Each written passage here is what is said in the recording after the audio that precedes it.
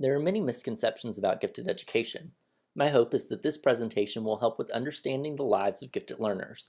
We will discuss several aspects of gifted learners as well as ways to nurture them. There is no standard definition for gifted education. In Kentucky, we say gifted and talented student means a pupil identified as possessing demonstrated or potential ability to perform at an exceptionally high level in general intellectual aptitude, specific academic aptitude, creative or divergent thinking, psychosocial or leadership skills, or in the visual or performing arts. If you live in a state other than Kentucky, you may want to take a look at the National Association for Gifted Children. The NAGC has published a page with the definitions used in each state. There are several lists of gifted education myths available. One resource is a video created by a group of students in the Baltimore County Public Schools regarding myths in gifted education. The National Association for Gifted Children created a list of top 10 myths in gifted education. Take a look at this list below.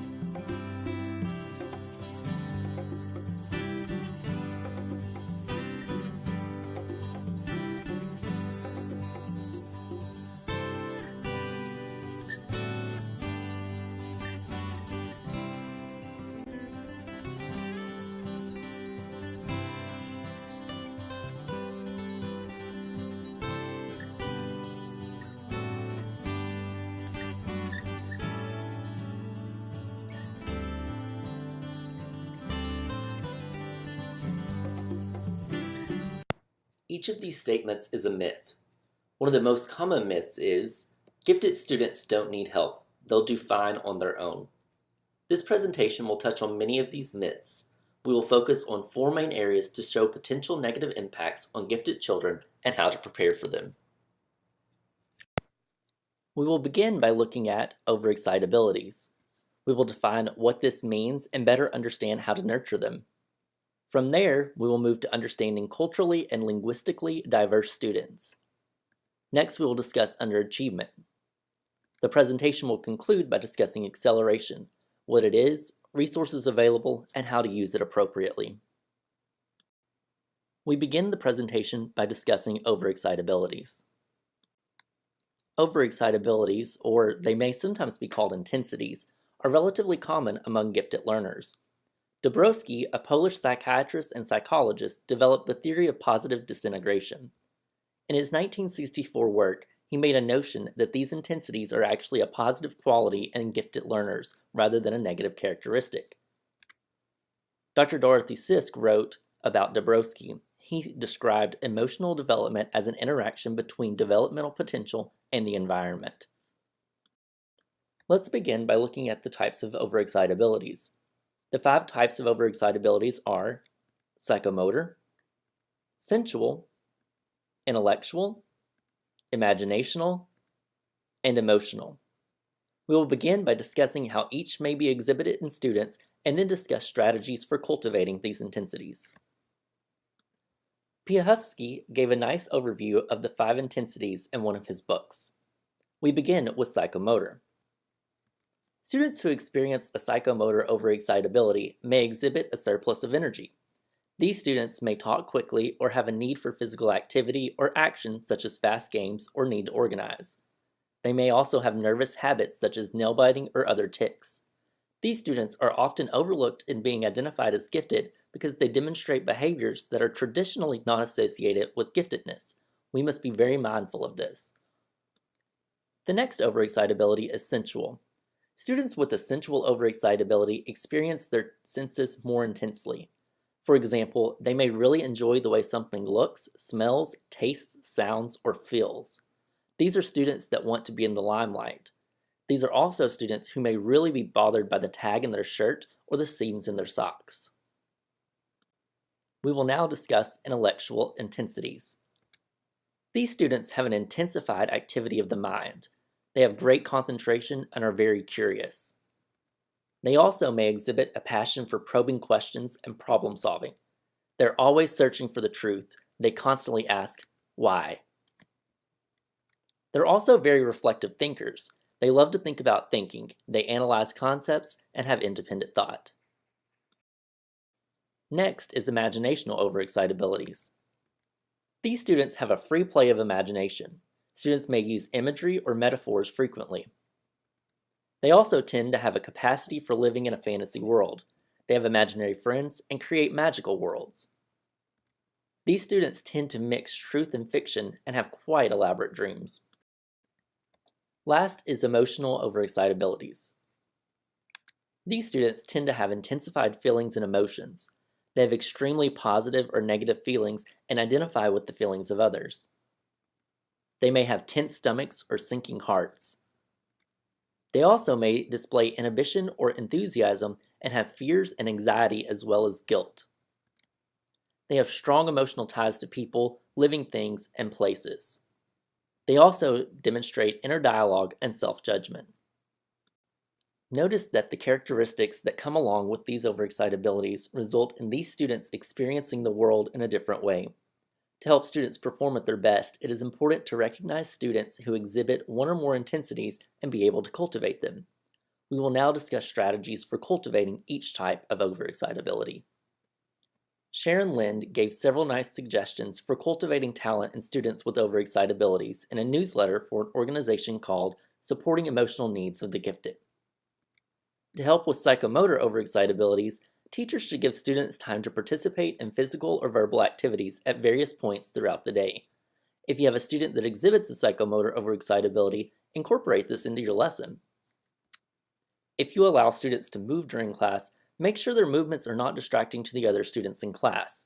It may take some time to find the right method, but it will be beneficial for all students in the classroom. To provide for sensual overexcitabilities, make sure you limit stimuli that may be offensive in the classroom whenever possible. This could include smells or sounds that might bother a student. Give students unexpected attention or create activities that entail a dramatic production with an audience. These students enjoy the recognition they receive through activities like this. Give the students time to think about the senses they enjoy. This helps to create a soothing environment for them. To cultivate intellectual overexcitabilities, you may want to help students learn how to research a topic. This will help them find answers to their questions and fuel their desire to analyze ideas. These students tend to be interested in moral or ethical issues. You may suggest service projects for them, such as volunteering for Toys for Tots or another local charity organization. Sometimes these students are quite critical of the statements others make. Help them understand that their critique may be hurtful and teach them how to reword their thoughts in a more tactful manner.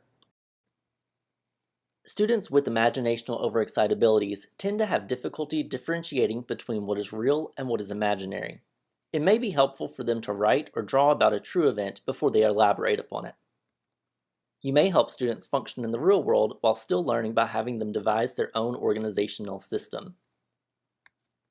Dorothy Sisk gives a nice example of how a teacher can set a positive tone for the gifted child and the others in the class. A student gave a very imaginative answer to a question to which Sisk responded, "What a wonderful imagination you have. When we have story time or need fresh ideas in creative writing, I will call on you for help." This simple answer allowed the student and her peers to embrace her imagination. To help a student with an emotional overexcitability, it is important to accept all feelings. You may not think that something is a big deal, but for a child with an emotional overexcitability, it is. Helping them to work through these emotions promotes healthy growth. Many times, students with emotional overexcitabilities do not recognize the physical warning signs such as a headache, sweaty palms, or a stomach ache. Help them to recognize these signs and to act upon them early to be able to cope with their emotions. This will help them maintain control. To learn more about overexcitabilities, I recommend taking a look at these resources.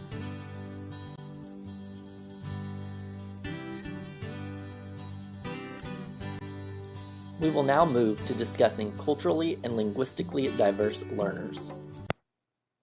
Talent on the Sidelines is a follow-up report written by Plucker, Hardesty, and Burrows in 2013. It outlines information regarding the growing excellence gap in the United States. The data is from the National Assessment of Educational Progress, or the NAEP. The percentage of students in 4th grade scoring advanced in mathematics did not fluctuate uniformly across racial differences.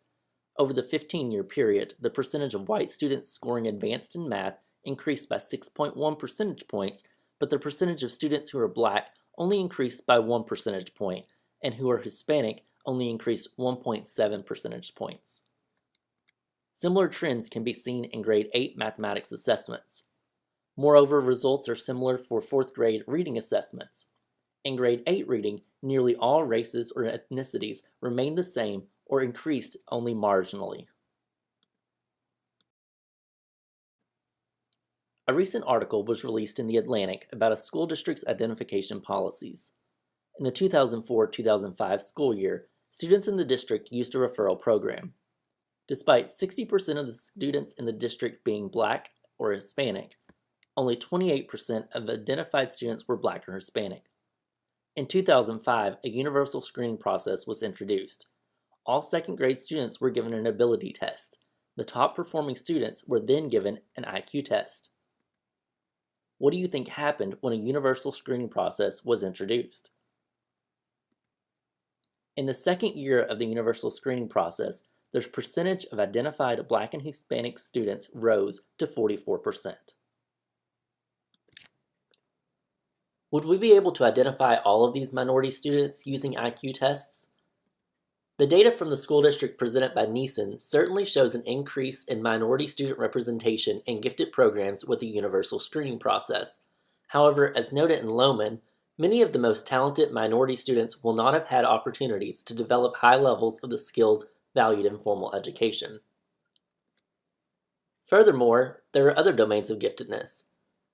The 5 domains of giftedness in the state of Kentucky are general intellectual aptitude, specific academic aptitude, creative or divergent thinking, psychosocial or leadership skills, and visual or performing arts.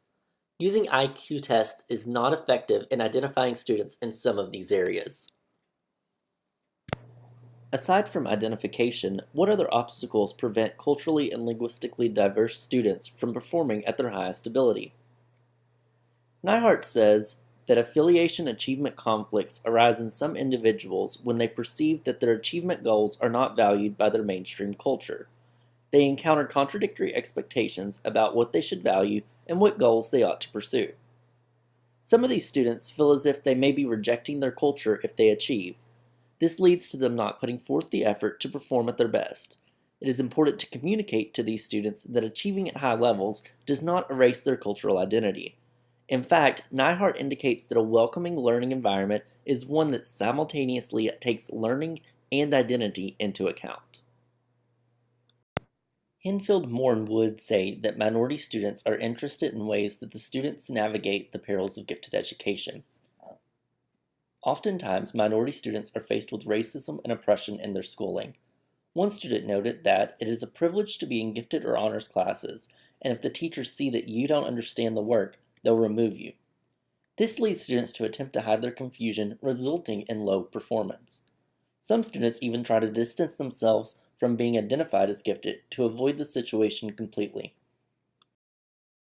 Olszewski, Kubilius, and Thompson note the lack of a truly multicultural classroom is believed to affect the achievement of gifted minority children, affecting students' sense of belonging and validation as scholars.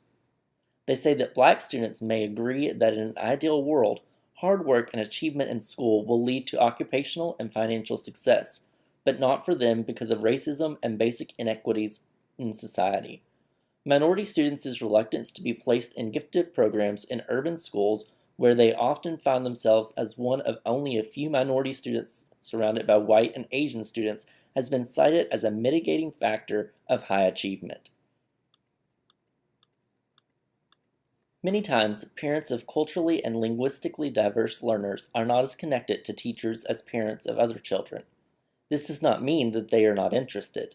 In fact, Van Tassel-Bosca found that black families of low socioeconomic status held high expectations, aspirations, and standards for their children, as well as positive achievement orientations.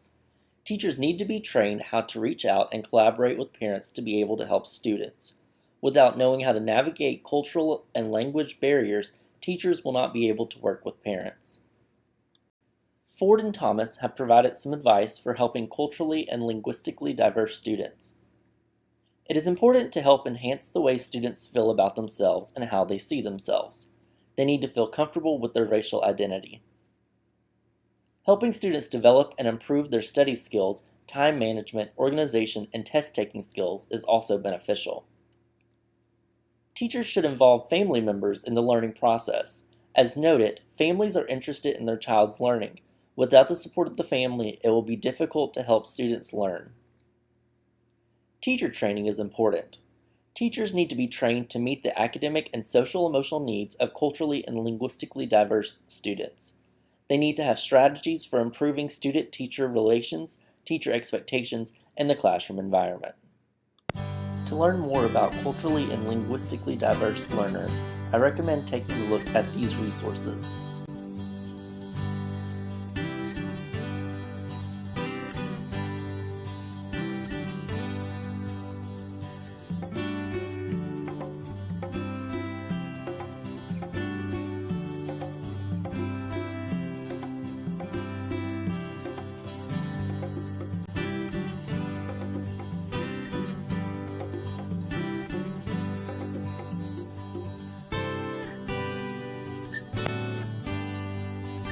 We will now discuss underachievement. Underachievement is quite common among gifted children. Like giftedness, there is no standard definition for underachievement. However, typical definitions discuss the differences in potential and actual productivity. Davis, Rim, and Siegley define underachievement as a discrepancy between the child's school performance and some index of his or her actual ability, such as intelligence, achievement, or creativity test scores, or observational data. To be able to help underachievers, it is important to be able to identify them. You first need to define what underachievement means for your district and then construct a way to identify students. One way to identify student potential is through intelligence test scores. It is important to compare test scores throughout a child's school life to see how they have changed throughout the years. Achievement tests can also be used. Teachers can compare actual school performance with the achievement test scores.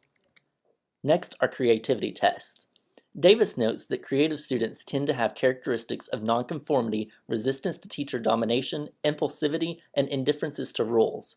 This could make it challenging for a creative learner to achieve in the classroom. Lastly, observations can be used. Some students do not have good test-taking skills and consequently may not perform well on any test. Teachers can note classroom behaviors, comments, or vocabulary to determine if a child is underachieving.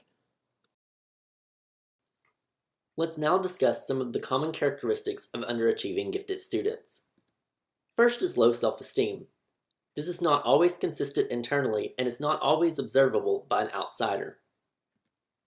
Next is poor self-efficacy. David, Rim, and Siegley say, if underachievers fail at a task, they blame their lack of ability. If they succeed, they attribute their success to luck. Thus, they accept responsibility for failure, but not for success. They also tend to exhibit avoidance behaviors. They may avoid giving an effort by saying that school is not important. These behaviors are a protection mechanism. It allows the student to not admit a fear that they lack the appropriate ability to perform well. Rebellion is another common characteristic. This is another protection mechanism. By assigning blame to the school, it gives the student the opportunity to avoid the responsibility of achieving. Perfection is of course not able to be achieved. By taking on a perfectionistic mindset, these underachievers feel that they set their goals at an unattainable level. Therefore, they cannot always succeed.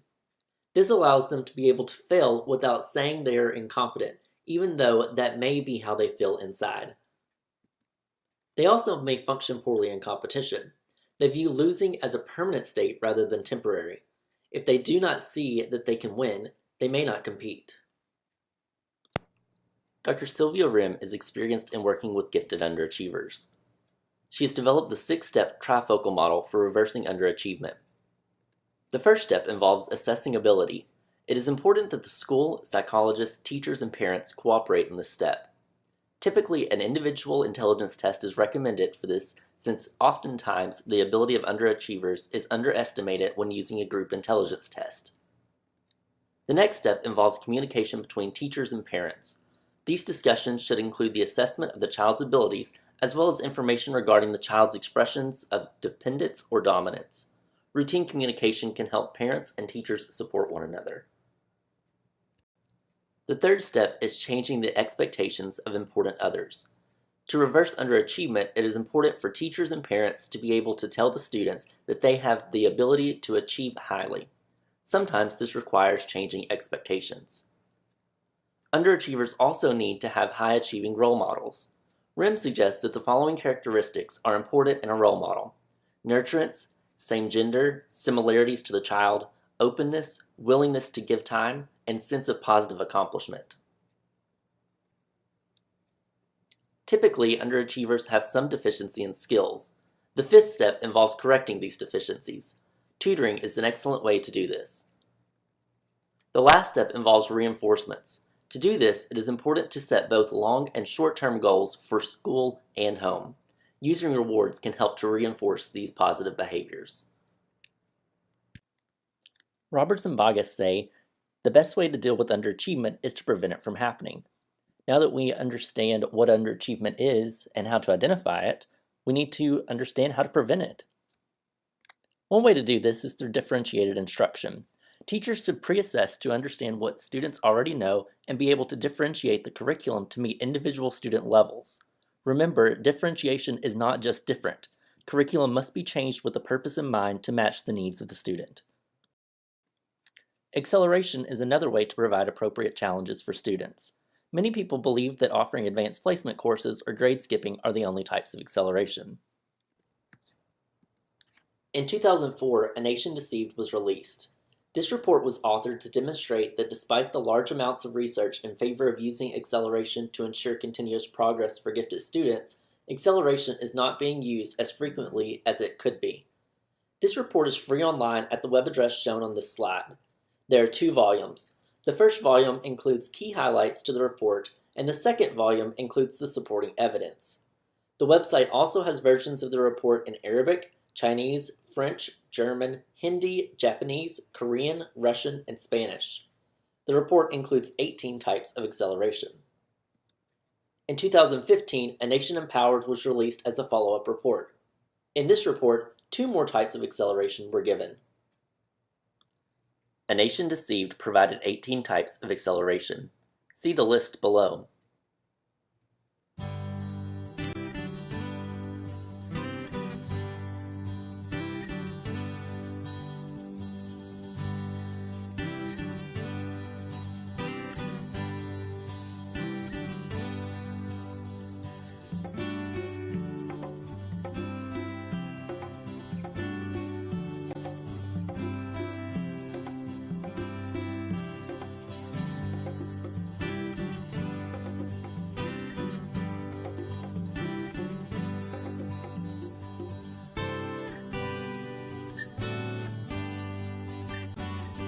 Let's discuss 3 of these types of acceleration in more detail. Continuous progress is when a student is given more content as previous content is mastered. When the student exceeds the level of other peers, this is considered acceleration. Curriculum compacting is when the instruction involves reduced amounts of introductory activities, drill, and practice. This can save time, which can then be used for more advanced instruction. Telescoping curriculum occurs when a student receives instruction in less time than normal. For example, they may complete a 1-year course in a semester. The time saved with telescoped curriculum always results in advanced grade placement, whereas the time saved in curriculum compacting does not. The 2 additional types of acceleration introduced in A Nation Empowered are International Baccalaureate and Residential High Schools. The Iowa Acceleration Scale is an instrument that can be used when deciding whether or not to grade skip a child. It is used in all 50 states and in Australia, Canada, and New Zealand. It has 10 sections that include a variety of important information, including general school and family information, IQ, sibling information, and the student's personal feelings about acceleration. If you have a child that you think could benefit from being accelerated, here are some important questions to ask. Does the child want to be accelerated?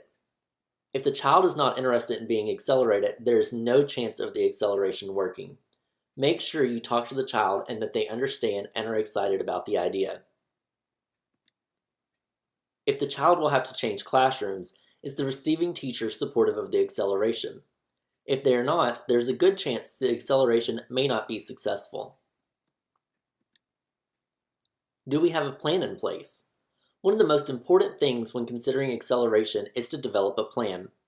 Hamstra says, the few problems that have been experienced with acceleration have stemmed primarily from incomplete or poor planning.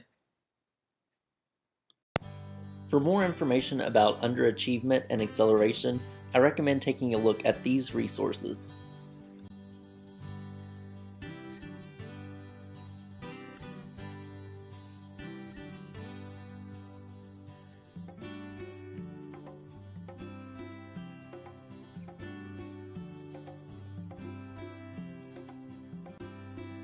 It is incredibly important to look at the entire gifted child. We cannot define these students based solely upon their gifts and talents. Though this is an important facet of their lives, we must take into account their social-emotional needs as well. In this presentation, we gained a better understanding of the 5 types of overexcitabilities. We saw that they do not have to be negative and learned techniques for cultivating the intensities. We then talked about culturally and linguistically diverse learners. We better understood the obstacles these students are facing and how to help these students achieve to their fullest potential while maintaining their cultural identity. Next, we defined what underachievement is and learned how to identify it in students. We also talked about techniques to reverse and prevent underachievement, including acceleration. We learned that there are actually 20 types of acceleration, of which grade skipping is just one. I hope that you've learned a lot about gifted children by watching this presentation. I welcome you to email me with any questions or comments you may have. I look forward to hearing from many of you and collaborating to make the lives of gifted children better.